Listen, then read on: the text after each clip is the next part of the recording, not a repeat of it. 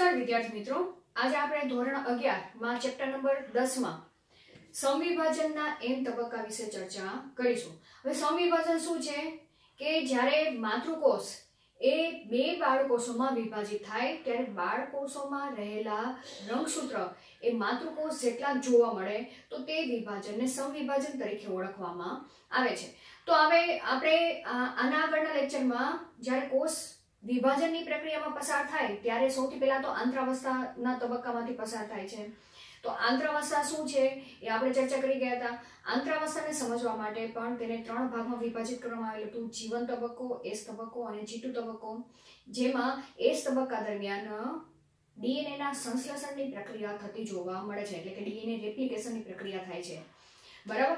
અને G2 તબક્કા દરમિયાન કોષને એમ તબક્કામાં પ્રવેશવા માટે એટલે કે આગળના વિભાજનની પ્રક્રિયામાંથી પસાર થવા માટે જે પ્રોટીનની જરૂર પડે છે તે બધા પ્રોટીન G2 તબક્કામાં તૈયાર થાય છે। હવે G2 તબક્કો જેવો પૂર્ણ થાય છે, કોષ એમ તબક્કામાં પસાર થાય છે અને આ એમ તબક્કો એ બે પ્રક્રિયામાંથી પસાર થતો જોવા મળે છે। સૌથી પહેલા તો કોષ કેન્દ્ર વિભાજનની પ્રક્રિયા તેમાં જોવા મળે છે, બરાબર। અને પછી છેલ્લે કોષરસ વિભાજનની પ્રક્રિયા જોવા મળે છે। જ્યારે કોષરસ વિભાજન થાય ત્યારે બે બાળકોષો છૂટા પડે છે, બરાબર। એટલે આ પ્રક્રિયા થવી છેલ્લે જરૂરી છે। હવે કોષ કેન્દ્ર વિભાજનને પણ ફરીથી ચાર ભાગમાં વિભાજિત કરવામાં આવેલી છે આપણે સમજવા માટે, બરાબર। અહીંયા યાદ રાખજો કે કોષની આખી જે કોષ ચક્રની જે ક્રિયા છે એ કેવી કન્ટિન્યુઅસ ચાલે છે, એટલે સતત ચાલે છે, કે ફૂલ સ્ટોપ જોવા મળતો નથી। પરંતુ આપણને સમજવા માટે આ જે પ્રક્રિયા છે તેને આપણે જુદા જુદા અવસ્થાઓમાં વિભાજિત કરવામાં આવેલી છે, એટલે કે અમુક પ્રક્રિયા થાય એને આપણે ચોક્કસ નામ આપી દીધું છે, બરાબર। તો હવે કોષ કેન્દ્ર વિભાજનની સૌથી જે પહેલી પ્રક્રિયા છે તેને પૂર્વાવસ્થા તરીકે ઓળખવામાં આવે છે, બરાબર। પૂર્વાવસ્થા પૂર્ણ થઈ ગયા બાદ ભાજનાવસ્થાને મધ્યાવસ્થા પણ કહેવામાં આવેલું છે, બરાબર। પછી ભાજનોત્તર અવસ્થા અને છેલ્લે ભાજનાંતિમ અવસ્થા।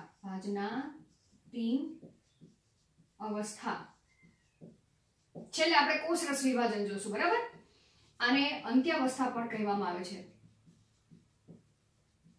એટલે સૌથી અંતિમ પ્રક્રિયા કોષની અંદર થાય છે કોષ કેન્દ્ર વિભાજન વખતે તેને શું નામ આપ્યું છે? અંત્યાવસ્થા નામ આપેલું છે। અને આ પ્રક્રિયા કોષની અંદર જેવી પૂર્ણ થાય તરત જ કોષરસ વિભાજનની પ્રક્રિયા તેની અંદર થાય છે અને બે કોષો મુક્ત થાય છે, બરાબર। હવે તો સૌથી પહેલા આપણે એમ તબક્કાની પૂર્વાવસ્થા વિશે આપણે ચર્ચા કરીશું, બરાબર। પૂર્વાવસ્થાને પ્રોફેઝ તરીકે પણ ઓળખવામાં આવે છે, તમારે ઇંગ્લિશ નામ પણ યાદ રાખવાના છે, બરાબર। હવે આ પ્રક્રિયા દરમિયાન કોષની અંદર શું થાય છે આપણે તેને વ્યાખ્યાયિત પણ કરવું પડશે। તો સૌથી પહેલા આ બધી અવસ્થા આપણે વ્યાખ્યાયિત કરશું। સૌપ્રથમ કઈ રીતે વ્યાખ્યાયિત કરશું કે જે અવસ્થા વિશે ચર્ચા કરી એની આગળની કઈ અવસ્થા હતી તેને અનુસંધાને જે તે અવસ્થાને આપણે વ્યાખ્યાયિત કરીશું। જેમ કે પૂર્વ અવસ્થાની આપણે વ્યાખ્યા આપવી હોય તો કઈ રીતે આપણે વ્યાખ્યાયિત કરીશું? પૂર્વ અવસ્થા પહેલા કોષની અંદર કઈ પ્રક્રિયા ચાલી હતી?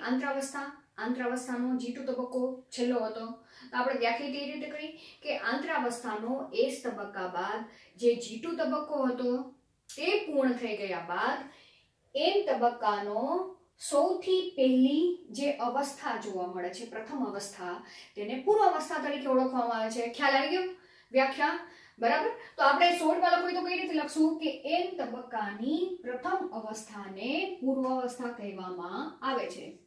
એમ તબક્કાની પ્રથમ અવસ્થા, બરાબર। આ વ્યાખ્યા આપણે કરી નાખી। હવે આ પ્રક્રિયા દરમિયાન કોષની અંદર કયા કયા ફેરફાર થાય છે? તો પૂર્વાવસ્થાના જો અહીંયા યાદ રાખજો કે પૂર્વાવસ્થા એક સમયગાળો છે, બરાબર, કોષનો, કે એ પ્રક્રિયા દરમિયાન ચોક્કસ ક્રિયા જોવા મળે છે જે કોષ વિભાજનની પ્રક્રિયામાં જાય છે ત્યારે। તો પૂર્વાવસ્થાની શરૂઆતની પ્રક્રિયા એટલે કે જેવો પૂર્વાવસ્થા ચાલુ થાય એની શરૂઆતનો સમયગાળોમાં પ્રક્રિયા અલગ જોવા મળે છે અને પૂર્વાવસ્થા જ્યારે પૂર્ણ થવા આવે ત્યારે પણ પ્રક્રિયા થોડીક અલગ જોવા મળે છે.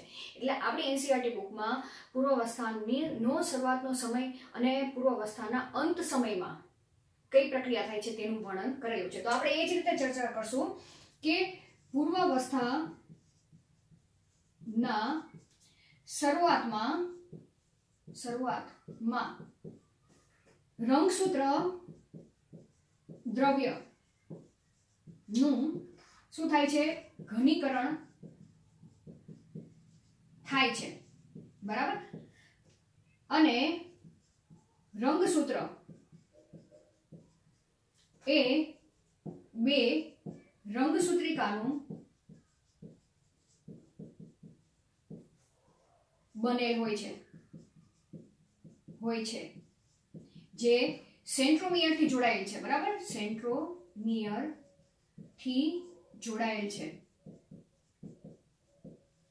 તો શરૂઆતની પ્રક્રિયામાં આટલી પ્રક્રિયા જોવા મળે છે. માનો કે આ કોષ છે, બરાબર. કોષ છે, તેની સાથે સાથે અહીંયા જે કોષ કેન્દ્ર છે, આ શરૂઆતનો તબક્કો છે, તેની અંદર રંગસૂત્ર દ્રવ્ય એ આ રીતે બે રંગસૂત્રિકા, પછી બીજું રંગસૂત્રી તે આ રીતે જોડાયેલું છે, બરાબર. પણ સ્પષ્ટપણે આ બધા રંગસૂત્ર એ એકબીજા સાથે કેવા છે? જોડાયેલા જોવા મળે છે. એટલે તમને કોઈ છૂટા જોવા નહીં મળે, બરાબર. કેવા છે? જોડાયેલા છે. હવે આ જે રંગસૂત્ર દ્રવ્ય હતું તે રંગસૂત્રમાં રૂપાંતર થઈ ગયું છે, પણ રંગસૂત્ર એ સ્પષ્ટપણે જોવા મળતા નથી. એટલે ઘનીકરણની પ્રક્રિયા ચાલુ થઈ ગઈ છે, બરાબર, પણ પૂર્ણ નથી થઈ. અને રંગસૂત્ર એ બે રંગસૂત્રિકા નો બનેલો છે અને જે સેન્ટ્રોમિયર થી જોડાયેલો જોવા મળે છે, એવી પ્રક્રિયા જોવા મળે છે. તેની સાથે સાથે જે તારા કેન્દ્ર આંતરાવસ્થા દરમિયાન કેવા બનેલા હતા? ડબલ બનેલા હતા.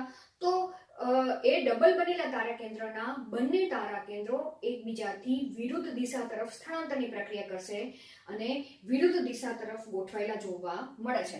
તો અહીંયા એક તારા કેન્દ્ર અહીંયા ગોઠવાશે, બરાબર. આ શું છે? તારા કેન્દ્ર છે. એક તારા કેન્દ્ર ઉપરની બાજુએ ગોઠવાશે, તારા કેન્દ્ર. તો અહીંયા લખી નાખો, બેવડાયેલા તારા કેન્દ્ર એકબીજાની વિરુદ્ધ દિશા તરફ ગોઠવાય છે, બરાબર. વિરુદ્ધ દિશા તરફ ગોઠવાય છે. તો અહીંયા ગોઠવાઈ ગયા, બરાબર. હવે તારા કેન્દ્રમાંથી ત્રિજ્યાવર્તી ત્રાક તંતુઓના નિર્માણની પ્રક્રિયા ચાલુ થઈ જશે. તો અહીંયા આ રીતે ત્રિજ્યાવર્તી કીધું છે, એટલે કે ચારે બાજુથી, બરાબર. આ શું છે? ત્રાક તંતુઓ જે શેના બનેલા હોય છે? પ્રોટીનના બનેલા હોય છે.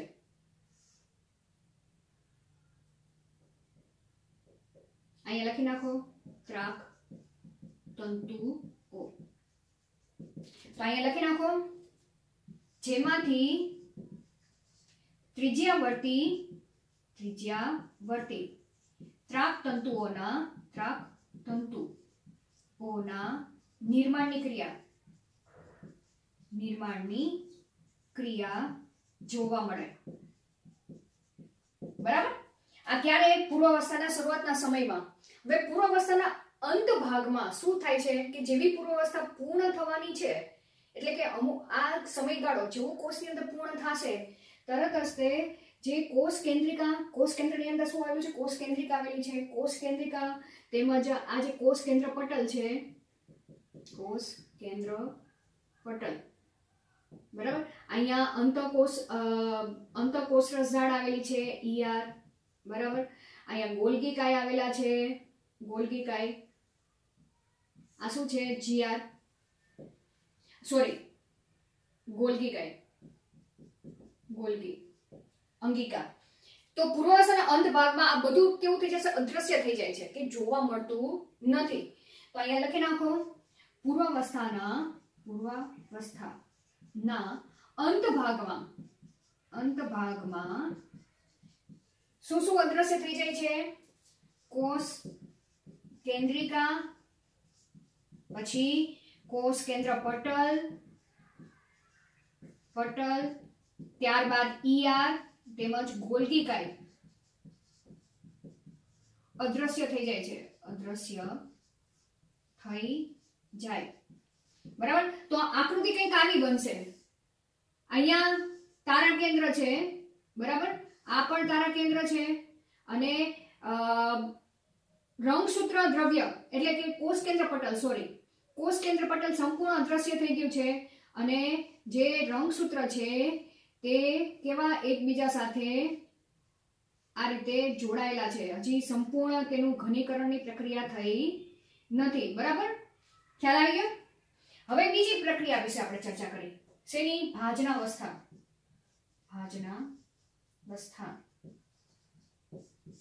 જેને શેના તરીકે ઓળખવામાં આવે છે? મેટાફેઝ.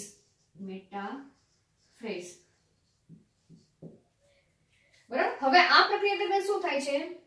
સૌથી પહેલા તો આની વાત કરવાની કે રંગસૂત્રની, કે રંગસૂત્રનું સંપૂર્ણ ઘનીકરણની પ્રક્રિયા જોવા મળે છે. અહીંયા શું લખી? રંગસૂત્ર નું સંપૂર્ણ શું થાય છે? ઘનીકરણ થાય છે.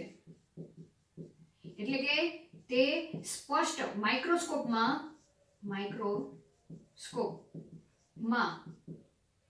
સ્પષ્ટ રીતે જોઈ શકીએ આપણે. શું કરી? જોઈ શકીએ છીએ. એટલે તમને MCQ માં આ રીતે પણ પૂછી શકે કે કોષની કઈ અવસ્થા છે કે જે દરમિયાન રંગસૂત્ર સ્પષ્ટપણે જોઈ શકી, તો તે થશે ભાજનાવસ્થા દરમિયાન રંગસૂત્રને સ્પષ્ટપણે આપણે જોઈ શકીએ છીએ. જો તેને આકૃતિ આપણે કરવી હોય, બરાબર, આ ટેબલ તો તમારે ખાસ યાદ રાખવું પડશે. ટેબલ પ્રમાણે જ આપણે આગળ વધવાનું છે. તો આની આકૃતિ કંઈક આવી થશે. આકૃતિ આપણે પછી દોરી આગળની પ્રક્રિયાને અનુલક્ષીને. હવે અહીંયા શું થાય છે કે રંગસૂત્ર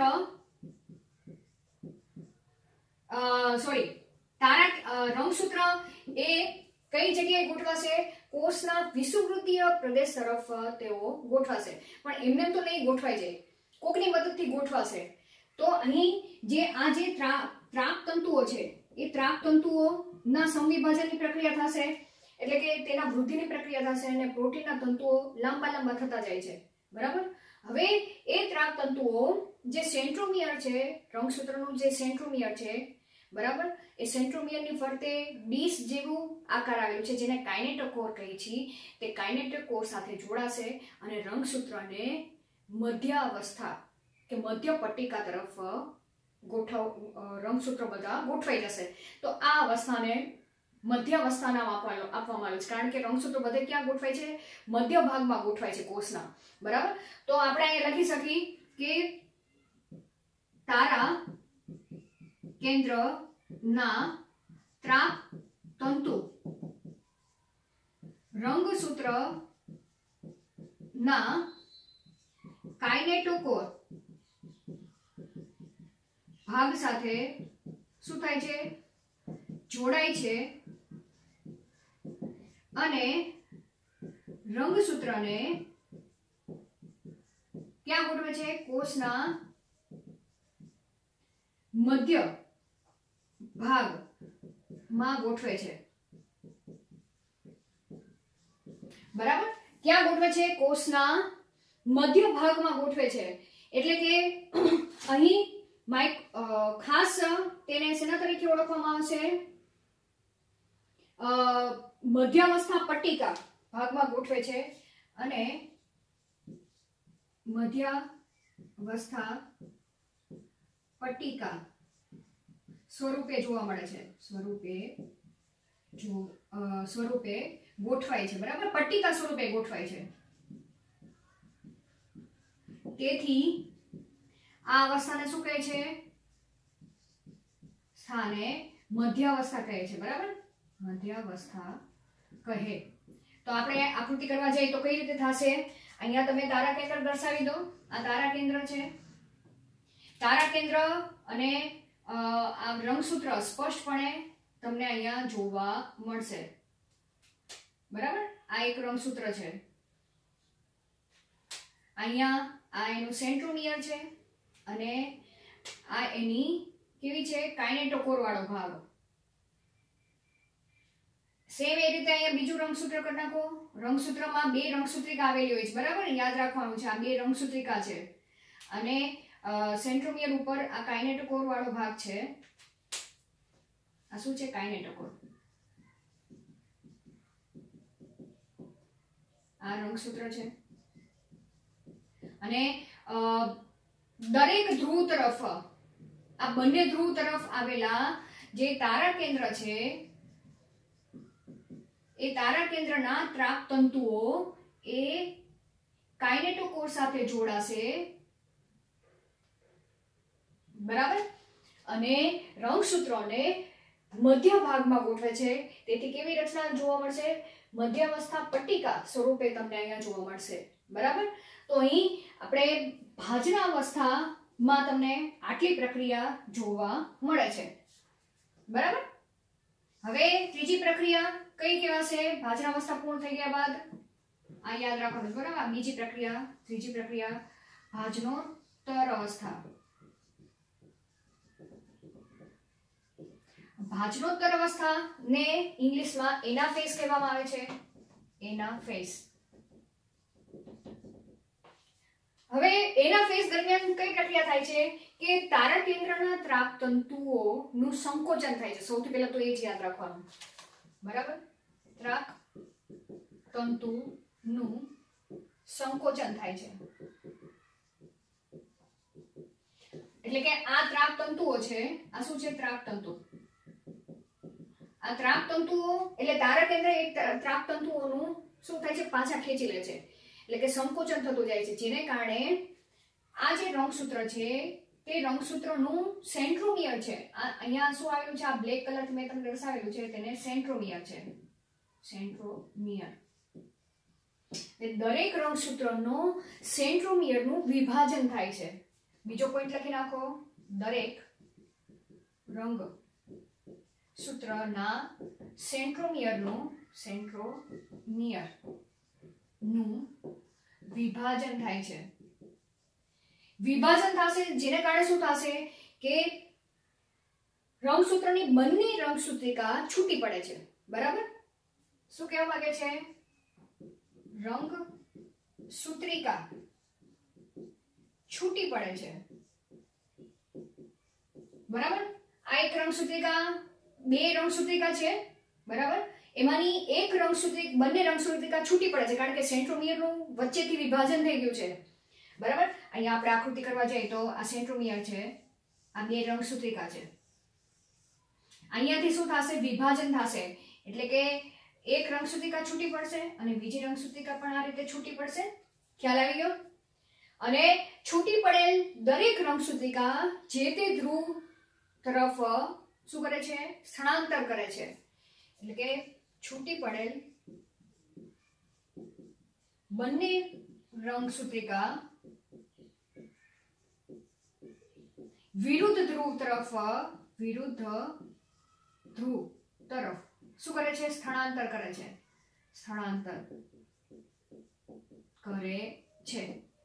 તો અહીંયા આપણે આકૃતિ કરવા જઈએ તો કઈ રીતે થશે? ભાજનોત્તર અવસ્થાની કે આ તારા કેન્દ્ર છે, બરાબર,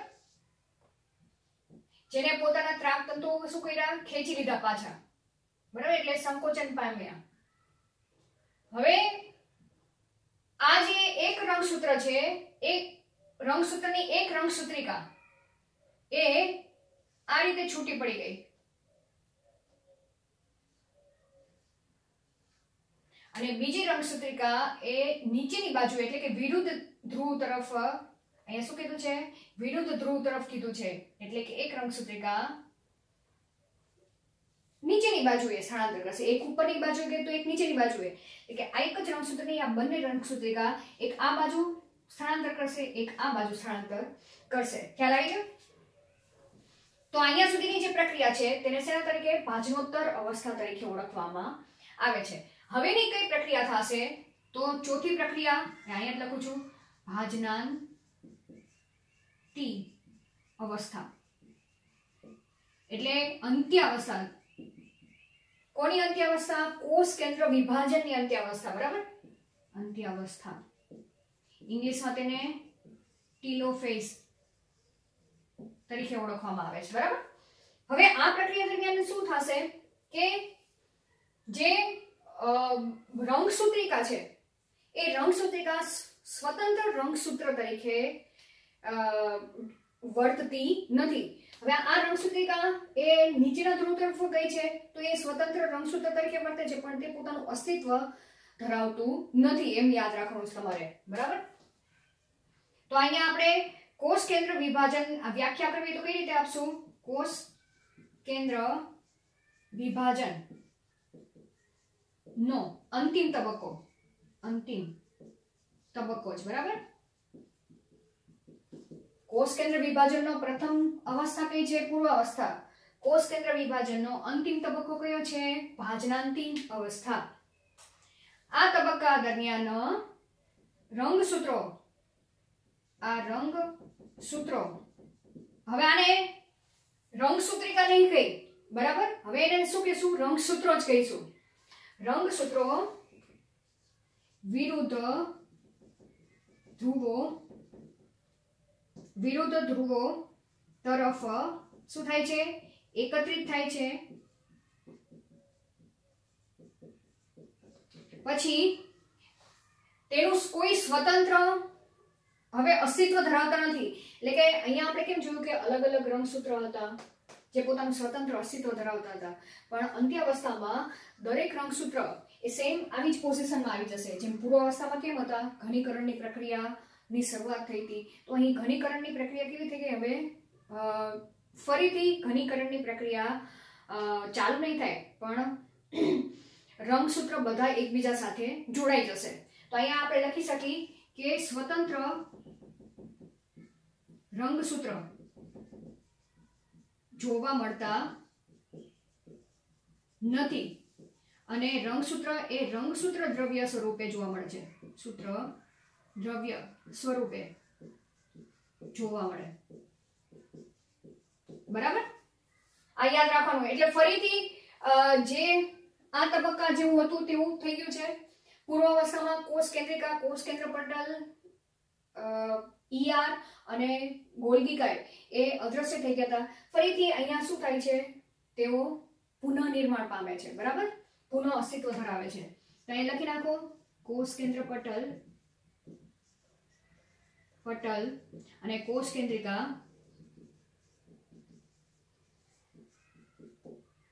તેમજ અહીંયા ઈઆર ગોલ્ગીકાય નું શું થાય છે? પુનઃનિર્માણ થાય છે. પુનઃનિર્માણ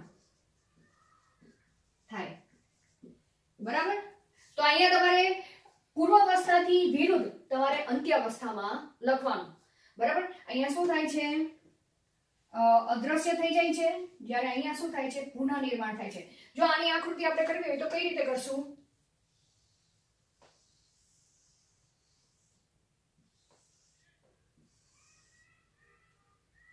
બરાબર. આ શું છે? કોષ કેન્દ્ર છે, કોષ કેન્દ્ર પટલ છે, બરાબર. અહીંયા જે રંગસૂત્ર હતું તે રંગસૂત્ર કયા રંગસૂત્ર દ્રવ્ય સ્વરૂપે, બરાબર, જેની ફરતે હિસ્ટોન પ્રોટીન ને બિન હિસ્ટોન પ્રોટીન જોડાયેલા છે. તો આ શું છે? રંગસૂત્ર દ્રવ્ય. સેમ અહીંયા આ રીતે.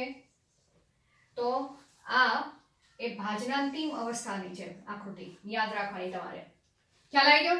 તો અહીં આપણે કોષ કેન્દ્ર વિભાજનની પૂર્વાવસ્થા વિશે ચર્ચા કરી ગયા. ભાજનાવસ્થા દરમિયાન રંગસૂત્ર મધ્યાવસ્થા પટ્ટિકા સ્વરૂપે તે ત્યાં ગોઠવાયેલા જોવા મળે છે, બરાબર. ભાજનોત્તર અવસ્થા દરમિયાન જે સેન્ટ્રોમિયર છે તે સેન્ટ્રોમિયરનું આ રીતે વિભાજન થાય છે, જેને કારણે જે તે ધ્રુવ પ્રદેશ રહેલા જે ત્રાક તંતુઓ જે રંગસૂત્રિકાના કાઇનેટોકોર સાથે જોડાયેલા છે, બરાબર. માનો કે આ તારા કેન્દ્રનો ત્રાક તંતુ આ કાઇનેટોકોર સાથે જોડાયેલું છે, આનો આ રંગસૂત્રિકાના કાઇનેટોકોર સાથે જોડાયેલું છે. તો બંને રંગસૂત્રિકા જે છૂટી પડે છે તે જે તે ત્રાક તંતુઓ સાથે જોડાયેલી છે, જે તે ધ્રુવ પ્રદેશ રહેલા ત્રાક તંતુઓ સાથે જોડાયેલી છે, તે દિશા તરફ સ્થળાંતર કરે છે. એટલે કે બંને રંગસૂત્રિકા વિરુદ્ધ ધ્રુવ તરફ ગતિ સ્થળાંતરની પ્રક્રિયા કરે છે, બરાબર. એ આપણે શેમાં આવશે? ભાજનોત્તર અવસ્થામાં આવશે. અને છેલ્લે રંગસૂત્રો એ વિરુદ્ધ ધ્રુવ તરફ શું થાય છે? તે સંગઠિત થતા જાય છે, બરાબર. અને તે પોતાને સ્વતંત્ર અસ્તિત્વ ધરાવતા હવે નથી અને રંગસૂત્ર દ્રવ્ય સ્વરૂપે તે જોવા મળે છે. એટલે ત્યાં તમને કોઈ આવું રંગસૂત્ર જોવા મળશે નહીં, ખ્યાલ રાખવાનો, બરાબર. અને ફરીથી કોષ કેન્દ્ર પટલ, કોષ કેન્દ્રિકા ના પુનઃ નિર્માણની પ્રક્રિયા અહીંયા તમને દેખાય જ છે, બરાબર, જોવા મળે છે. હવે આપણે છેલ્લો ટોપિક જોવાનો છે કોષ રસ વિભાજન. હવે જ્યાં સુધી અહીંયા બધું શું આવેલું છે? કોષ રસ આવેલું છે. આ બધું શું છે અહીંયા? કોષ રસ, બરાબર. તો હવે અહીંયા કોષ રસનું વિભાજન ન થાય ત્યાં સુધી આ બંને કોષ એકબીજાથી છૂટા પડતા નથી. તો આપણે છેલ્લો પોઈન્ટ વિશે ચર્ચા કરી નાખી. આ તમારે આ જ રીતે લખી નાખવાનું છે ને આ રીતે તમારે તૈયાર કરવાનું છે. જે તમે લખતા જાઓ તેને અનુસરીને તમારે આકૃતિ પણ સાથે તૈયાર થતી જશે. તો હવે આપણે કોષ રસ વિભાજન જોઈ લઈએ. હવે આપણે કોષ રસ વિભાજન વિશે ચર્ચા કરી. એમ તબક્કાનો કયો? આપણે કોષ રસ વિભાજન. કોષ રસ વિભાજન. આગળ આપણે શું જોયું? કોષ કેન્દ્ર વિભાજન જોયું, બરાબર. હવે આ તબક્કા દરમિયાન શું થાય છે કે કોષ કેન્દ્ર વિભાજન દરમિયાન જે દ્વિગુણન પામેલું જે રંગસૂત્ર દ્રવ્ય બંને કોષમાં શું થાય છે? વિભાજિત થઈ જાય છે, બરાબર. પરંતુ જ્યાં સુધી કોષ રસ વિભાજનની પ્રક્રિયા ન થાય ત્યાં સુધી બંને બાળકોષો એ એકબીજાથી છૂટા પડતા નથી, બરાબર. તો અહીંયા આપણે લખી શકીએ જ્યાં સુધી કોષ રસ વિભાજન ન થાય ત્યાં સુધી બંને બાળકોષો છૂટા પડતા નથી, બરાબર, છૂટા પડતા નથી.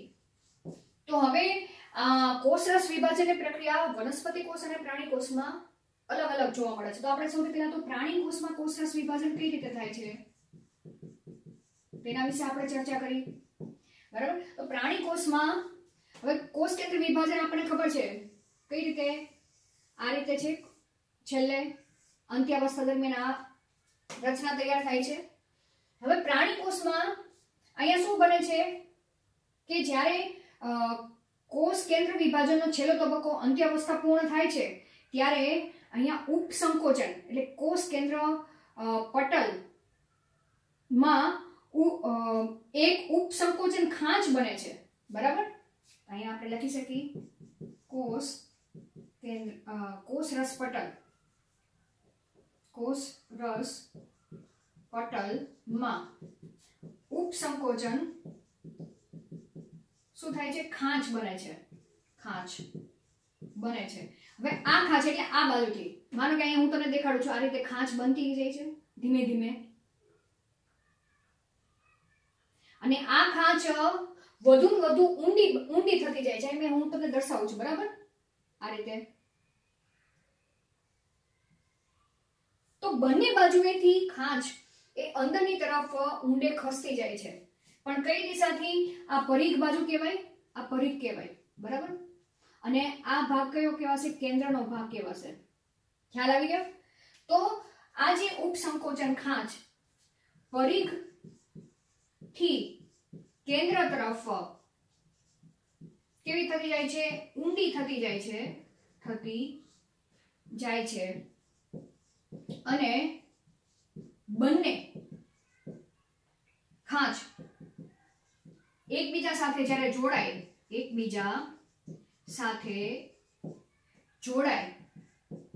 ત્યારે શું થશે? બે કોષ રસ પટલના નિર્માણની પ્રક્રિયા થઈ ગઈ છે, બરાબર. અને બંને કોષો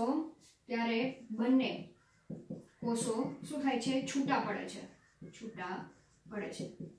તો અહીંયા મેં તમને આકૃતિ અહીંયા જો દેખાડો તો સ્પષ્ટ આ રીતે તમે સમજી શકો, બરાબર.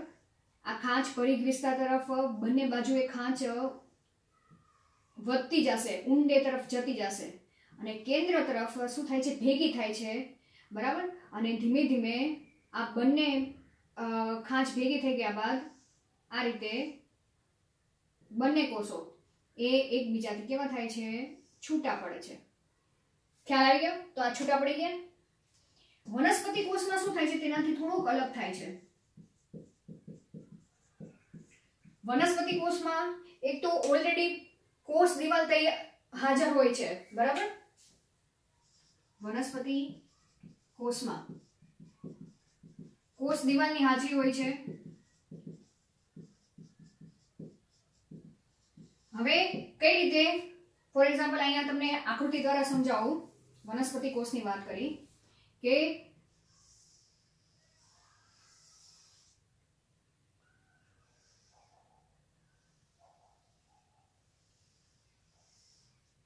આ વનસ્પતિ કોષ, બરાબર?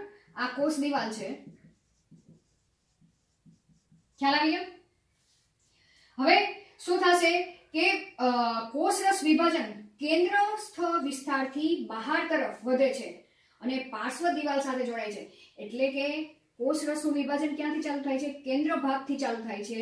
અહીંયા થોડા નાના નાના આવા ખંડીય રચના તૈયાર થશે, બરાબર? અને તે કઈ દિશા તરફથી વધે છે? આ કેન્દ્રનો ભાગ કેવાશે, આ પરિઘનો ભાગ કેવાશે, બરાબર?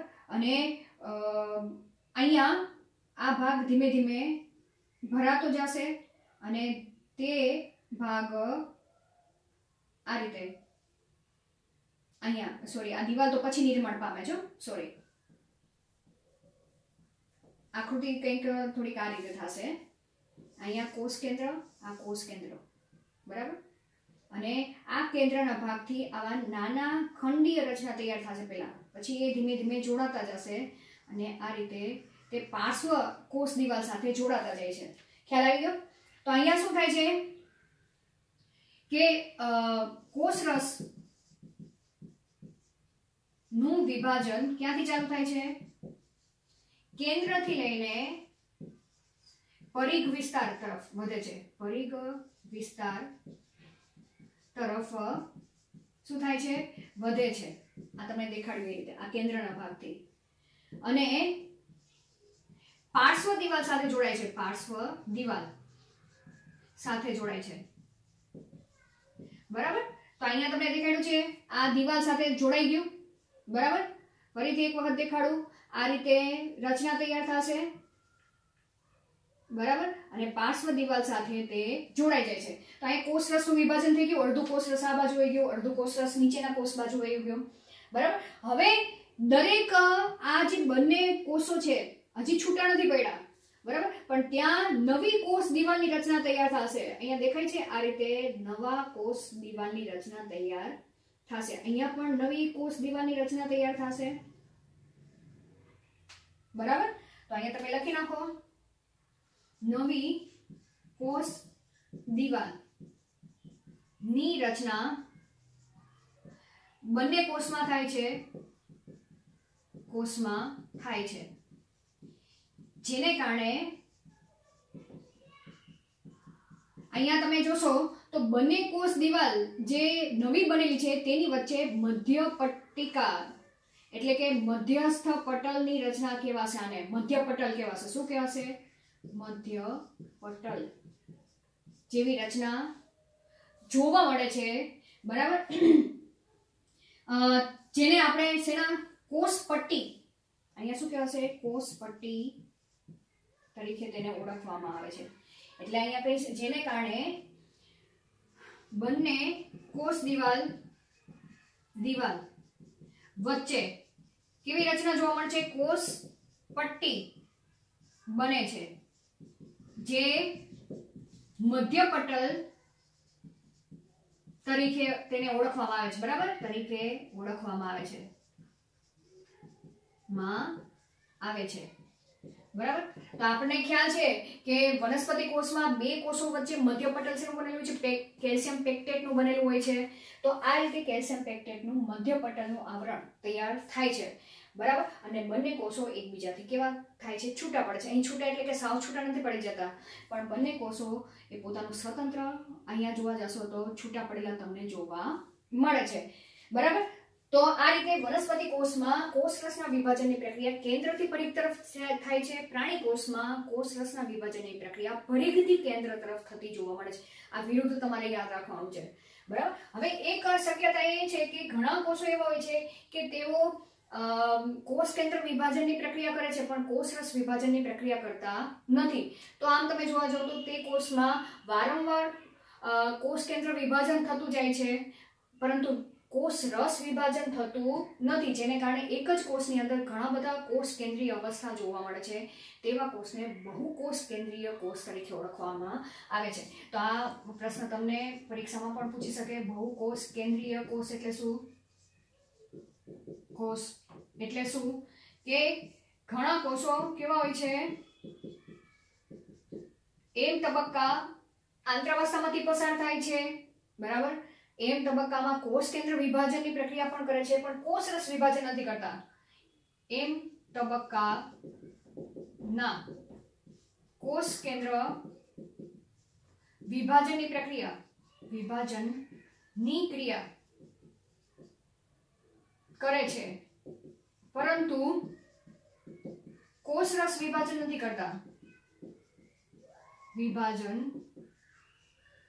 કરતા. અને વારંવાર શું કરે છે? કોષ કેન્દ્ર વિભાજન કરતા રહે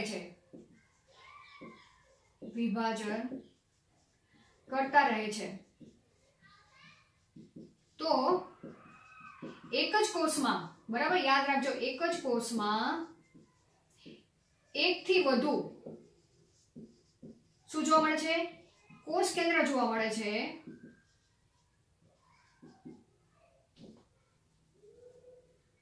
કોષ કેન્દ્ર જોવા મળે તેને શું કહે છે? બહુકોષ કેન્દ્રી કોષ કહે છે. બરાબર. તો એની જો આકૃતિ દ્વારા સમજવા જાવ તો આ કોષ છે. બરાબર. અહીંયા આપણે કોષ કેન્દ્ર વિભાજન એટલે આપણે આ રીતે જોયું. આ કોષ કેન્દ્ર વિભાજનની અવસ્થા. પણ કોષરસ વિભાજન થાય તો જ બે છૂટા પડે. પરંતુ આ કોષરસ વિભાજન ન કરે અને આ કોષ કેન્દ્ર ફરીથી કોષ વિભાજનની પ્રક્રિયા કરે અને નવા એકમાંથી નવા બે બને, આમાંથી નવા બે બને, પણ ફરીથી વિભાજન ન થાય તો એક કોષની અંદર જ ઘણા બધા કોષ કેન્દ્રની અવસ્થા ઉત્પન્ન થતી જોવા મળે છે, જેને બહુકોષ કેન્દ્રીય કોષ કહે છે. તો અહીંયા આપણે સંવિભાજનનો આંતરાવસ્થાનો તબક્કો ચર્ચા કરી ગયા અને એમ તબક્કાને અંતે બે કોષો જ્યારે છૂટા પડે છે ત્યારે આમાં રહેલું જે રંગસૂત્ર દ્રવ્ય છે, બરાબર, જનીન દ્રવ્ય જેટલું છે એ જનીન દ્રવ્ય માતૃકોષ જે શરૂઆતમાં જે કોષ વિભાજનની પ્રક્રિયામાં દાખલ થયો છે તેના જેટલું જ જોવા મળે છે. બરાબર. તો આ પ્રક્રિયાને સમવિભાજન તરીકે ઓળખવામાં આવે છે. એટલે કે એક માતૃકોષ બે સરખા બાળ કોષોમાં વિભાજિત થાય છે. આનો મતલબ એમ જ કહેવાય, તેને સમવિભાજન કહે છે. તો વિદ્યાર્થી મિત્રો અહીંયા આપણે આકૃતિ સહિત સમવિભાજન સમજવાનો પ્રયત્ન કરેલો છે. હવે આગળના ટોપિકમાં આપણે અર્ધીકરણની પ્રક્રિયા કઈ રીતે થાય છે જનન કોષોમાં તેના વિશે ચર્ચા કરીશું. Thank you.